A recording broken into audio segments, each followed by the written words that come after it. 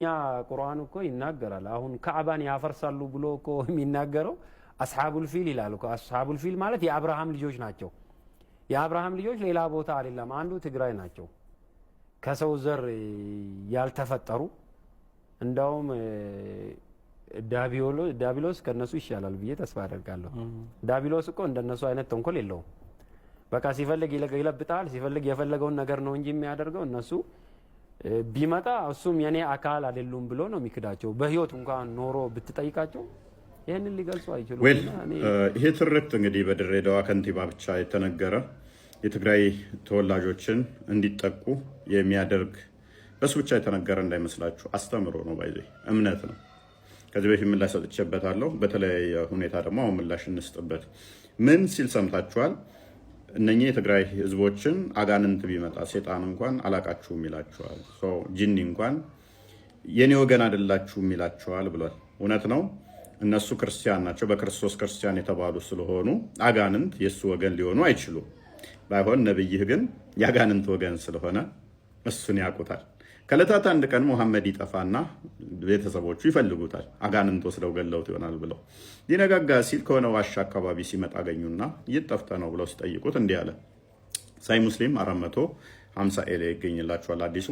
ከዛም እንደዚህ አለ። there come to me an inviter on behalf of the jinn and I went along with him and I recited to them the Quran.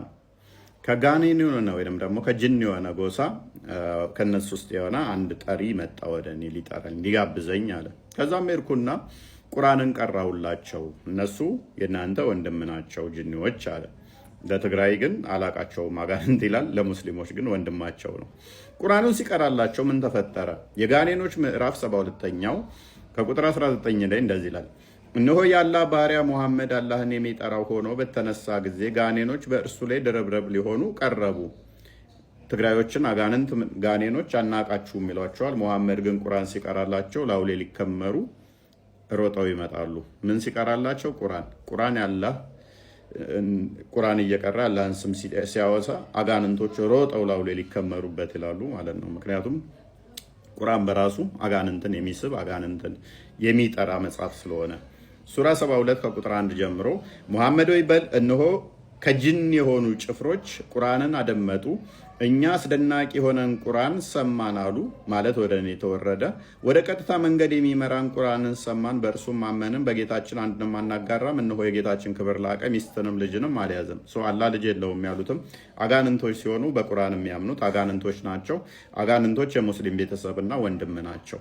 ስለዚህ ትግራዮችን አጋንንት ህብረት ስለሌለው የኔ ወገን ናቸው ብሎ አይቀበላቸውም። እውነት ነው፣ ትክክል ነው። እስልምናን ሙሐመድን ግን አጋንንቶች የኔ ወገን ነው ብለው ይላሉ። እናንተ ሙስሊሞች ደግሞ የአጋንንት ቤተሰብ ትሆናላችሁ ማለት ነው። በጣም አስቂኙ ፓርት አጋንንት መጨረሻ ምን ያደርጋል? ይለብጣል አለ። ሙሐመድን አጋንንቶች ለብጠው እንደጣሉት የውሃ አዲሱን ተመልከቱ። ወደ ፈለጋችሁ ቋንቋ ቀይራችሁ ማየት ትችላላችሁ። ከዕለታት አንድ ቀን ሙሐመድን አጋንንቶች እዛው ሄደው አዙጦች እዛው ሄዱና ሌሊቱን ሲጋልቡት፣ መጋለብ ታውቃላችኋል። ፎርማል እንሆን ብለን ነው ቋንቋውን። ጋልበው መጨረሻ ላይ ሲመጣ አቃተኝ፣ ደከመኝ፣ አመመኝ አለ። እስከ ያመው ድረስ ነው ዘብጠው የጣሉት። ከንቲባው ባለው ንግግር መሰረት ዘብጠው ጥለውት አመመኝ አለ።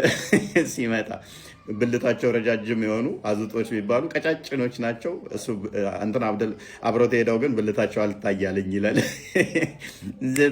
ዘብጠው ጥለውት ቀጫጭን ረጃጅም ናቸው። ሴክስ ላይ ደግሞ በጣም ጠንካራ ናቸው ተብሎ ነው የሚታመነው አዙጦች በአረቦቹ ታሪክ መሰረት ማለት ነው። እና ዘብጠው ጥለውታል ማለት ነው። ሌላኛው ምንድነው? እሱ ከኢትዮጵያ ሄደ ካባን ያፈርሳል እግረ ቀጭኑ የሚለው ሀዲስ እዚህ ጋር ተቀምጧል። ከንቲባው ንግግር ከነብዩ የተወሰረ ነው፣ ከመሐመድ ማለት ነው። ያው ከኢትዮጵያ የመጣ ካባን ያፈርሳል እግረ ቀጭን ብሎ ማለት ነው።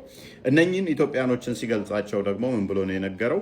የማርያም ቤተክርስቲያን ያለቻቸው ኢትዮጵያ የሚባሉ የሚገኙት ማርያም ቤተክርስቲያን ያላቻቸው ትግራዮችን በጊዜ የተቀበሉ ትግራዮች ስለሆኑ ሳያል ቡካሪ 434 ላይ they are the worst creature in the sight of Allah እነሱ በጣም መጥፎ ፍጡር ናቸው፣ ከፍጥረት ሁሉ መጥፎዎቹ ናቸው ብሏል። ሰው ከፍጥረት አንዱ ሰይጣን ነው፣ ከነሱም በላይ መጥፎዎቹ ብሎ የገለጻቸው ሙሐመድም ስላለ ያው ሰው ከዘመዱ አህያ ካመዱ ይባል የለ አጋንንት ዘመዳቸው ስለሆነ ነው። አጋንንት በእርግጥ ወሲብ የሚያደርጋቸዋል። ከዚህ በፊት ደጋግመን አሳይተናል።